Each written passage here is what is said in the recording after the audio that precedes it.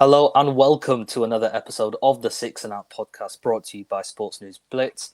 I'm Bilal and this is the show where we talk everything cricket.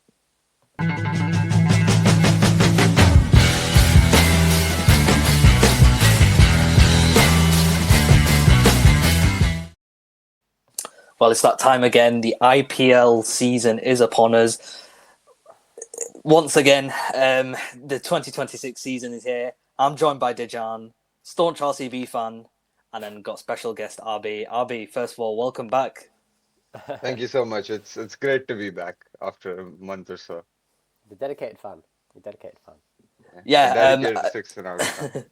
Dejan, yourself, obviously RCB defending champions. How are you sort of feeling this time around? It's just like that. Yeah, it's weird because every time before this tournament, because we've never won it, I've always been like quite nervous going into it and just be like, oh yeah, there's like slight doubts here. We're probably not going to do it this year because of this. But now I'm just relaxed going into the tournament. It's a good feeling. It's been a long. I've never had this feeling going into an IPL where I just completely calm, no matter what the result is. So, all good. Yeah, the last time us three were all together, we were talking about the IPL auction, but obviously since then a lot has changed. We've had a T20 World Cup. We've had players drop out, players being replaced, players get injured. Just sticking with RCB then, obviously the big news is obviously Josh Hazlewood ends up missing out. A man who was sort of a premium pacer for RCB. I mean, just how big of a miss is that? Yeah, it's a huge miss. You saw last season he didn't play every game, but he took over 20 wickets. He was our player of the season. He was absolutely incredible for us. And I think even the management said like RCB without Hazlewood is a completely different team. And it's obviously not great as well that Thushara will most likely not play in the tournament as well because of the whole thing with his fitness. But yeah, it's not going to be easy for the beginning. But he arrived yesterday, I think. So he might not play the first couple of games, but hopefully once we get to a certain point in the season, he'll be back and available. That's why fingers crossed that happens. Yeah, you always want him to sort of be part of the overseas makeup of the team. But Arby, just on the replacements that RCB brought in, I mean, do you think RCB they'll be able to cope even in the early stages, even with the absence of Hazlewood? I mean, to be honest, I hope not. But then, like, if you have to speak about it from a very realistic point of view, I feel like obviously Josh Hazelwood will be a massive miss because of the role that he played in their like winning campaign. But I mean, I think they've gotten decent replacements, even though they are like obviously they went out in the auction and they went all in or to an extent on Mangesh Yadav, who is obviously I think he would have played regardless of whether Hazelwood was there or not. But I think I think that they do have a decent sort of setup still with their bowling as far as his bowling is concerned. Their batting obviously not being an issue. But obviously, as he said, I think Tushara not being given the NOC by the Sri Lankan Cricket Board is a massive hit on them because I think Hazelwood and Tushara are very similar kind of bowlers, and Tushara can give a few overs in the middle and the death as well. So he offers a lot of flexibility. So I think it all depends on over the next couple of days whether or not the Sri Lankan Cricket Board decides to give Tushara the go ahead to play the IPL. So I mean, I guess yeah, we'll just have to wait and see. I guess. Yeah. It's gonna put a lot of pressure on Jacob Duffy, who they bought in the auction. Obviously, he didn't have the best of T20 World Cups. I think that's fair to say, but he's still a very good bowler. So we're gonna have to rely quite a bit on him at the beginning. And I think Mangesh bringing him in, that was very important because there was obviously question marks about Yesh Dayal going into the tournament, and now that announced that he's not going to be playing at all in this tournament. So a lot of expectation on a 23-year-old, but they seem to rate him very highly, so they'll back him 100%. So the bowling's definitely going to be weakened at the beginning, but it's still a decent bowling lineup in my opinion. Yeah, another team that have had sort of pacers, obviously just dropping like flies is KKR. I mean, obviously the big news is obviously Mustafiz sort of the sort of the NLC in terms of obviously Bangladeshi players not being able to play, and he's obviously now at Lahore Qalandars in the PSL. But other pacers like Harshit Rana, obviously he's been out for a long time and he's expected to miss most of the IPL as well, or entire IPL even. And then obviously Akash Deep as well. I mean, two pacers you'd associate who would be in the main 11 for KKR. And I know they picked up Blessing Musrabani from Zimbabwe, who had a very good T20 World Cup. But Abhi, do you just think that KKR they're very short in the fast bowling department with all those injuries and absences? Well, I mean, compared to where they would have been had all of their players been fit, they definitely are. But then if you still look at it, they brought in Navdeep Saini as a replacement, who in Indian conditions in T20s and in the IPL has proven himself over the years, especially He when he drops. played for our. Yeah, he's I dropped think a I lot of think pace he though. was. That's the thing. He's dropped a lot of pace since his injury. I mean, that's also true. But then it's just, I think it's about like having someone who has IPL experience and is familiar with the atmosphere and the pressure that comes around with Yeah, it. true. And even with Mizarbani, I mean, obviously he doesn't have great IPL experience or anything. But then I think he was picked solely on the basis of the T20 World Cup that he had. And I think if he's able to replicate those sort of performances, I think KKR should be fine. I mean, I wouldn't say that they're anywhere near where they would have been had Harshit Rana, who honestly was in pretty decent form going into the IPL if he would have played, would have been. But I mean, yeah, I think they still have Vaibhav Arora as well, who honestly up front I feel last season did a very good job for them. So I don't think they're that far off, but it's definitely going to be a bit of an uphill battle for them. He has taken a massive hit though, especially at the beginning. Like Yeah. there was all this talk about okay, if Patirana's not going to play at the start of the season, who obviously they spent a lot of money on, you may not have to play Musrabani because you can maybe go with someone like an Akashdeep. But then with him being injured as well, I don't know if they're going to put all their eggs on their they're going to gamble completely on Navdeep Saini straight away. I mean, they got Kartik Tyagi as well, who did well in the practice game they had, but Mhm. compared to what it was after the auction when they had Patirana, Vaibhav Arora, and Harshit Rana, as well as potentially maybe getting some bowling from Cam Green as well, who now Cricket Australia said he won't bowl at the beginning.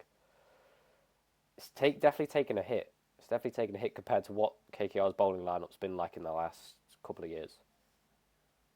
Yeah, definitely. And I feel like just mentally as well, it's going to impact the team. Like, because obviously the team would have had the plans to sort of, okay, this is the combination we're going to go with. But it's like, in a way, the plan's gone out the window and they're going to have to adapt. But you mentioned obviously all the, particularly with the Australian players, all the absences. I mean, I think Josh Inglis for Lucknow, he's going to have to miss first part of the season due to his wedding or whatnot. Mitchell Stark's awaiting clearance as well due to his workload. And yeah, Nathan Ellis as well, who's actually missing out due to injury. So is it? I don't want to sort of put like pressure on like the board, but is it a case of like the boards and like the IPL teams they can do better in terms of communicating and like making these players more available for the start of the season, Abhi? I mean, I think it's also the fact that I think over the last couple of seasons, the relationship between the BCCI and the IPL, and in terms of like the other cricket boards, has sort of like shown a bit signs of getting a bit rotten at this point. Because what it does is that it starves a lot of the teams from their players when they want to play international cricket during this period. Mind you, IPL doesn't bring a stop to international cricket. A lot of teams still play ODIs and T20s during this time. But players obviously prefer going to the IPL for the experience, and obviously, you can't deny the money as well. So, I mean, if you look at someone like Cam Green, he's making 18 crores or like 1.8 million or whatever it is. So, if during this time, Australia are to play an ODI series, he would obviously prefer going to the IPL, and the Cricket Australia does not have a history of saying no to start to going and getting experience overseas. So I mean, I feel like obviously the communication between the teams and the cricket boards can be better, but I also feel like it's also a case of the cricket boards are starting to sort of resent the IPL in a way where they're like, I don't know if I want my players to go and play in the IPL because obviously they can come out of the IPL with injuries and then thankfully, there's no important tournaments on the back of it, but then obviously the World Test Championship keeps going on, and then the Test season would also be around the corner at the time during the summer. So yeah, I mean, I think it's just a case of the boards not wanting to communicate with the teams anymore, and sort of like growing, resentful of them. Yeah, and Dejan, you look at the other side of the spectrum. You've got someone like Ben Duckett, who's clearly stated that I want to go back home and prepare for the county season and sort of rediscover his form. I mean, we saw Harry Brook do it the last time, and obviously he got a lengthy ban. So it does show that players are not like they can sort of like stay away from the IPL, and they're happy to do that, despite, as Abhi mentioned, obviously the money that's being thrown around. But I mean, just on Ben Duckett, then, do you think what's the right decision for him, and how will that impact sort of the team as well? Well, I don't think he would have. I don't think he would have played. That's just my thing. I think he's a good player. He's a very good player, definitely. But I think Dilly had that plan sorted out with KL Rahul obviously opening, and then you don't necessarily need a wicketkeeper because he can keep. Obviously, you've got other players as well who can take that position. Indian players as well. So I don't know if Ben Duckett actually would have played, but it's just kind of weird. Like, they spent the money on these players, and they've spent decent amounts of money on these players, and they're just not like turning up for the IPL. Now the Mitch Stark ones, because I can understand Pat Cummins and Josh Hazlewood to an extent, because obviously they had the Ashes series, they got injured, they didn't play in the T20 World Cup, so obviously, Mitch Stark retired from T20s. He played all 5 tests. He looked fine, and it's been like 4 months since the Ashes, 3 or 4 months. And, he obviously didn't play the T20 World Cup, so he probably must have had a lot of time off to just relax and everything going into the IPL. And then for Cricket Australia to say, no, he's not going to play at the beginning, that's just kind of, I don't know how to feel about that. But as I said, as what Abhi mentioned, it just highlights the straying relationships between Indian cricket, the IPL, Indian Cricket Board, and the other cricket boards around the world. Yeah, I think it does vary from like player to player, because you've seen in the past, like someone like Joss Butler, he'll play like the first part, and then when it comes to the playoffs, he'll go for England duty for the English summer. So yeah, it is difficult, and yeah, as you mentioned, I think it would be better if we saw better communication from auction time, because you see a team spending X amount of crores on a player, and then to not have them featured, it's almost like a waste of a slot, and then having all these last minute replacements, it definitely hurts the makeup of the team. But obviously, just moving on to the actual season then. Opening game, RCB defending champions against the Sunrisers Hyderabad. Abhi, I'll start with you. As an SRH fan. Just say that again. Did you say defending champions? Yeah, defending champions after 18 seasons? But hey, defending champions. But Abhi, just from an SRH perspective, how are you feeling? And not just ahead of the game, but for the whole season as well.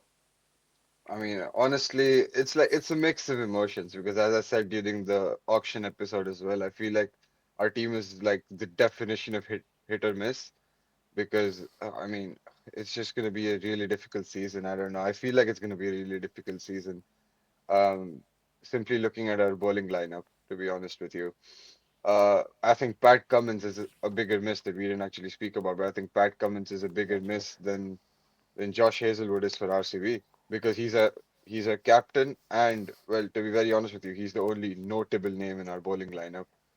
Uh, and it's looking like a difficult season, looking at our bowling lineup on paper, but obviously it's a different thing on the field. You never know who's going to turn up. Jaydev Unadkar had a decent season last season. I mean, I wouldn't say he was too bad, but I mean, as for the opening game, I'm pretty confident that we'll beat RCB. I don't think there'll be a problem for us. Oh wow! But Um, no, I was just going to say, like, if you think SRH is going to be RCB, it's going to be important that likes of Ishan Kishan and Abhishek Sharma, they continue their form from what we've seen in the latter stages of the T20 World Cup. yeah, Now, the what latter about stages of the T20 World Cup, yes. Because honestly, I have high hopes from Abhishek Sharma again this season, because I feel like when he bats with Travis Head, it's a different game for him, because I feel like they really gel together well in that opening partnership, and then obviously the security of having good batsmen to back them up afterwards, and Ishan Kishan, Henrik Klaasen, and then Nitish Reddy, and obviously the addition of Liam Livingston, who I am very excited about, and of course we have Aniket Verma as well. So I think it's the batting's looking really good, but as I said, the bowling is something that's really been concerning me. I Uh, like how you said later parts of the season, later parts of the tournament. Would you? So the final for Abhishek Sharma, yeah, it took till the I final, mean, he but played well against Zimbabwe as well, if you remember. oh wow, oh god, but yeah, no, Yeah, so go I'm, on. I'm worried. I'm worried about the top seven. Definitely worried about the top seven, especially with Yes, they are, and Hazelwood not being there. Bhuvaneshwar Kumar is going to have to really step up in that first squad. Romario Shepherd as well, maybe if he. Yeah, but Romario, the thing about him, especially with his bowling, his economy rates are always like Yeah. high. They're always above 10. But so I'm definitely worried about the top seven, but it's going to be an interesting one, especially back at Chinnaswamy. Yeah, and just on that front, I mean RCB. I mean, it felt like they were playing a different game at home and away. They lost, I think, just over half their games at the Chinnaswamy last season, but then they won every single away game bar one, and that away game was against SRH in Lucknow. So, Yeah. given the fact that obviously they're only playing 5 games at Bangalore this time, in a way, it is sort of a benefit for RCB. But um, do you think it's something in their game or the way the team's set up that they couldn't really get over the line in many games at the Chinnaswamy? No, it's been like that since the IPL began. It's always been great away from home, but for some reason at Chinnaswamy we've not been able to capitalize. But yeah, I think once we got that first win at home, I think we won nearly pretty much all our games then after that at home. So it wasn't many, but it all counts. So yeah, I'm definitely excited going into it. It's going to be interesting to see how a lot of these players fare now going into this as the actual defending champions. But it's we're gonna have to hope we can do the best we can against Sunrisers. Against that top seven with the lack of players in lack of quality in our bowling lineup compared to what it was last season with absentees, we might be in a bit of trouble there. But we've got to go into this tournament and this game believing that we can chase down anything that they set because we have the batsmen to do that. Yeah, and correct me if I'm wrong, but when was the last time a team went back to back? Was it like CSK in like 2010-11? CSK, yeah, it would have Yeah, been no CSK. one since then because it was like Oh no, CSK, Mumbai, Mumbai yeah, 1920, I think. 1920, yeah. Oh yeah, I forgot that 20 season. 2021 season. Like the blocked out in my head. But yeah, so just on RCB then, we saw like obviously players step up at crucial time. We saw Kohli, especially towards the end, Rajat Patidar as well. Is it a case? Will that same combination? Do you think saw that firing squad that they had at the top? Tim David as well in the middle for the good season, but the likes of Tim David, they haven't been at their best for Australia. So is it key for those guys to sort of turn up again? And if they don't, given the fact that 5 of the 6 games for RCB are at Chinnaswamy, where they supposedly have a bad record, Yeah. it is important to start well early and to sort of build momentum. Yeah, 100%. And you saw last season, it wasn't just. I know Kohli obviously scored over 650 runs, but it wasn't just him that was the. He didn't carry the team on his back essentially, like it has been in the past where it's been Kohli, AB de Villiers, Chris Gale, and it's just been them lot really. Last season we had different players step up at different times, and the squad was just very good in terms of them players and their performances individually. It helped contribute to us winning the IPL. So we're going to have another season like that with the likes of Krunal Pandya, Suyash Sharma, Bhuvi, Hazelwood when he's playing, Tim David, Romario, Jitesh, Padikkal if he plays. Those players are going to have to contribute again and step up again. And if we do that, we'll have a very good chance of winning again because every single player will be contributing. And, that's the making of a great team. Well, I mean, obviously you've spoken about your so-called like not having enough depth in terms of bowling, but I think it is worth pointing out that RCB's depth in terms of batting and the squad depth in terms of batting, the fact Yeah. that batsmen like Venkatesh Iyer and Jacob Bettel might actually have to potentially sit the season out, or at least Yeah. depending on how the injuries and performances go, I think that's like a massive bonus for RCB having those two as backup or on the bench is honestly it's a very encouraging sign, even though I don't like to admit that. But yeah. So salty. So upset. I was gonna say I do feel like as well if like how we saw like 270, 280 scores, it probably come from one of these two teams as well. Maybe at Hyderabad when SRH play there, but Yeah. just on the other teams then. Obviously the second game is obviously Mumbai KKR and Mumbai. in terms of all the teams, they probably had the least sort of worries in a way. And then obviously they've got like Hardik Pandya, Suryakumar Yadav, sort of the core of the Indian team as well. So do Mumbai have a good chance of obviously getting back there and obviously winning their sixth trophy? Oh, Abhi? 100%. 100% though. I mean, yes. I mean, if you look at that squad, it's star-studded. I mean, they've got the Indian T20 captain. They've got Hardik Pandya as well, who's probably the best Indian T20 player that is going around right now. And it's just you look at that squad, and that it is a very scary squad to look at. To have obviously they can play with De Kock up front alongside Rohit, but they can also have someone like a Ryan Rickelton play. Then obviously that middle order is very solid with Tilak, Surya, and I think someone that Dejan rates very highly in Namandir to come and maybe finish things off. Will Uh, Jacks as well. Will Jacks as well. I mean, if you look at that team, it's honestly just stacked. And then you think that, oh, since their batting's so good, maybe like, similar to other team, maybe their bowling is a bit weak. But then you look there and then it's Deepak Chahar, Trent Bolt, and Jasprit Bumrah leading Yeah. for the pace attack. And And Santner it's as just, well, but spin bowling. yeah, Santner to bowl spin and Santner can bat as well. So, that's like, Yeah. honestly, I think they are a very scary team to look at. But I think what will be important to see is that whether or not the trust in Hardik Pandya from Mumbai Indians fans and the players is there after a couple of years or not. I think last year he went a long way in terms of gaining the trust of the fans and the players. But yeah, it's not as bad as it was in 2024. But I think that will be a very interesting thing to see whether or He's not always he's always in the media, isn't he, Hardik Pandya? He's always in the limelight for something. he's that kind of personality. When Yeah, you're the best, you have to. he is like a showman though. Like every single time, it's like he benefits so much from like fans being there and everything because it feels like it just plays into his kind of persona and character. He's such a he's such a wonderful player, and the treatment that he got a few years ago when he took the captaincy I thought was just wrong because they were acting like he's not a good captain. He took Gujarat to nearly 2 titles back to back, and he was unfortunate with the second one. He's.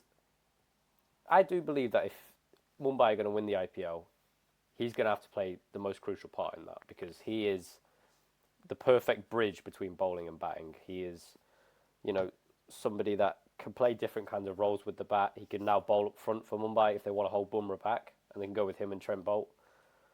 He bowled quite a bit at the death for India in the T20 World Cup, and he did a decent job at that. So, and of course, fielding-wise, we know how good he is as an athlete.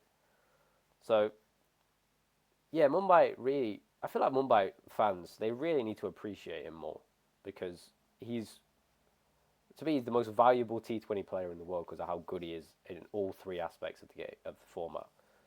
I mean, And Mumbai 100%. If he played for SRH, I would definitely be. I would be exactly on cloud nine. I mean. exactly. It's like it's it was completely different when he came back to Mumbai. I thought it was going to be.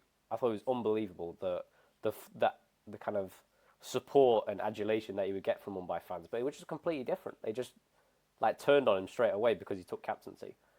But I hope now that Mumbai fans could just put that aside and say, you know what, let's actually appreciate Hardik Pandya for the cricketer that he is, the leader that he is. And to be honest, right now I think he is the best man to lead Mumbai to an IPL trophy in that squad. I really do believe that. Yeah, absolutely. And I'm getting like 2020 vibes in Mumbai. Obviously, like De Kock back there, and then Yeah. obviously Deepak Chahar as well. So yeah, I think they're a good stream. But any other teams you want to talk about? I mean, Lucknow. Um, on paper they look good, but it always just seems like they could just never get it right. Comes on at time. Lucknow and Delhi are sort of them teams. Well, Well, on Lucknow have paper, got their teams are really stacked, and particularly Delhi, where they had a really good start last season, and they sort of just floundered towards the end and missed out on the playoffs. But those sort of fringe teams who you think could be on the cusp of top four, who do you think would be the most likely of the guys like Delhi and Lucknow, etc.? I'm going to go either Delhi or I think Punjab will obviously qualify and stuff, but either Delhi or Gujarat, I reckon. But for Gujarat, it's going to depend highly on Joss Butler's form, I think. And we But saw how Delhi, bad it was in the T20 World yeah, Cup.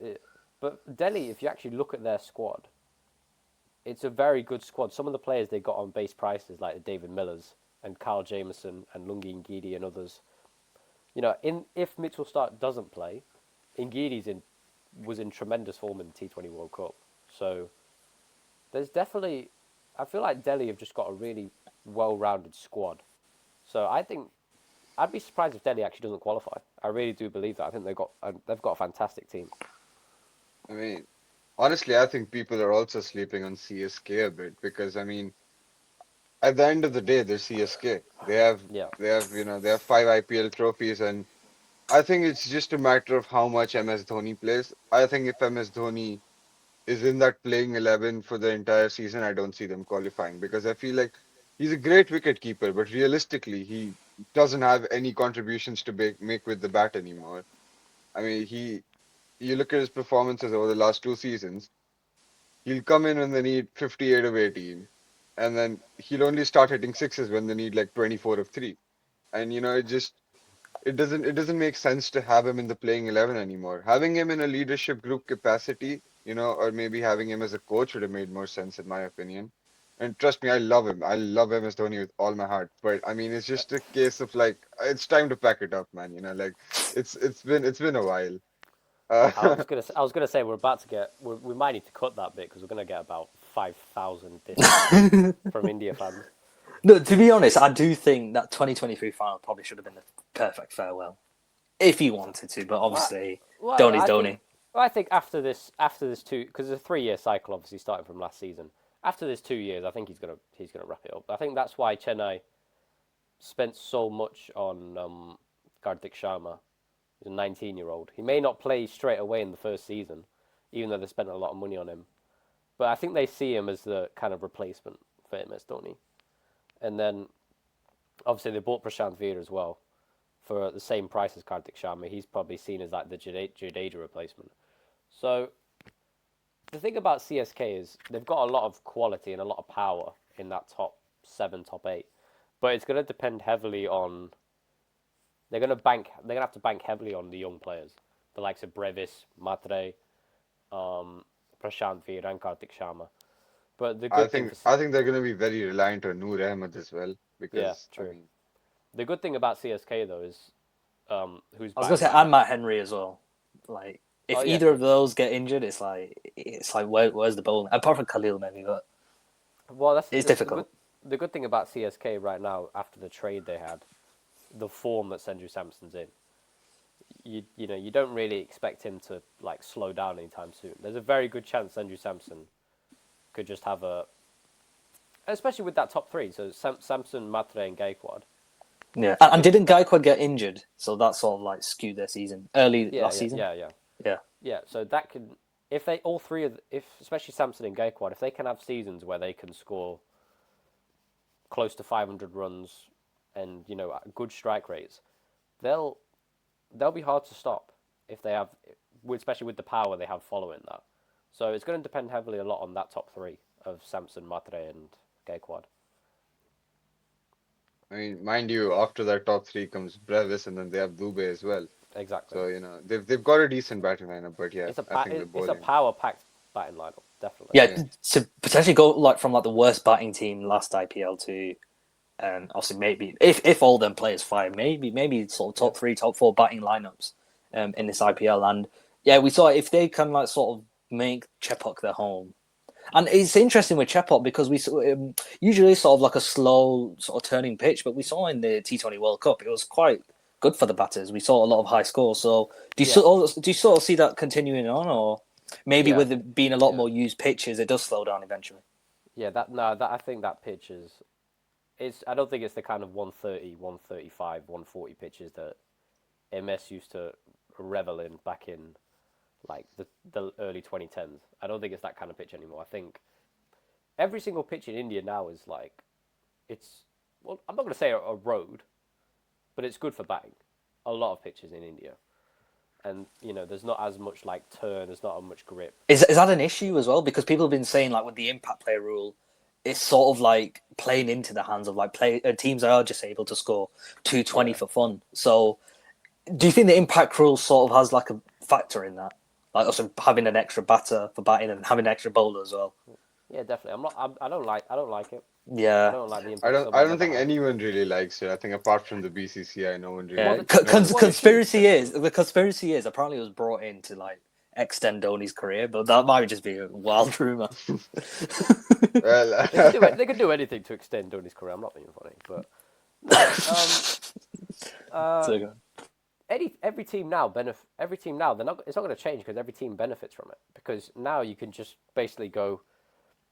Your top 8 is just pure power players who could just like play aggressively, and then you could still manage your bowlers because you just take one of the batsmen out and bring in a bowler, and it's just like you don't see it in international cricket because it's more challenging in international cricket when you have 11 players set and you can have like a different kind of batting lineup, a different bowling lineup. But now it's like, okay, you have the top 8, you've gone and scored over 200, but you haven't got as many bowlers. Okay, you could just take a player. Imagine that you could take an Indian player out to then put a bowler in, and then it's just like it's such a weird like concept, and I never liked it. I didn't like it when it first came in, and I still don't now. But teams will benefit now because there's just less room for all rounders because you could just have a specialist top 8 batting lineup and a specialist bowling lineup. yeah, I don't know. I think it feels like ever since it's been introduced, like the balance between bat and ball, it's just been skewed heavily towards the Been all batters. over the place. Yeah, and we saw like the first part of the T20 World Cup that there was actually decent balance between bat and ball, but then also we saw the India-England game, India-New Zealand game as well. It's just been run fest, and maybe that's like the precursor to what's to come in the IPL. But just to round off, unless anyone wants to cover any other teams quickly beforehand. Rajasthan. Go on, if you want to Rajasthan. You want to talk about the? Do you think Sanju Samson will be like the biggest miss? Like out of all the teams, like during the auction for RR, will that be the biggest miss for them? oh, I Not think having 100%. I mean, and I think they'll be sort of like, kicking themselves and, really, really beating themselves up on how he's going into this tournament because he's going into the tournament and obviously in probably the best form he's gone into the IPL in for a while now. I think he's going to be just a massive miss because, that not saying that the batting lineup looks weak by any stretch of the imagination, but I do think that they need their captain, Rian Parag, to step it up and really have the kind of season that he had a couple of years back. Um, Obviously he's not. He's also going into the tournament with in decent form in the domestic circuit. It's nothing exceptional, but he's proved that he can do a decent job. And obviously Webb of Suryavanshi, just 14 years of Yeah, age. you're gonna need to. You feel like for Rajasthan, He's 15 now, by the way. yeah, all the Oh attention yeah, is gonna sorry. be, all the attention is just gonna be on one player. Like, you know, and that's gonna be challenging for him because he's probably not had this kind of hype, not ever had this kind of hype or this kind of pressure on him from the media. But you know, all the attention's been on Vaibhav Suryavanshi. You kind of forgetting that one of the best T20 players in the world right now is opening alongside him, who can get into any team in the world right now except for the India T20 team, which is crazy. But the key thing as well for Rajasthan, batting wise, is the fact that Hitmaier went up to 3 at the T20 World Cup because they didn't have an obvious candidate for number 3. But now that Hitmaier did that, it can allow Rian Parag to bat at 4, which is his best position.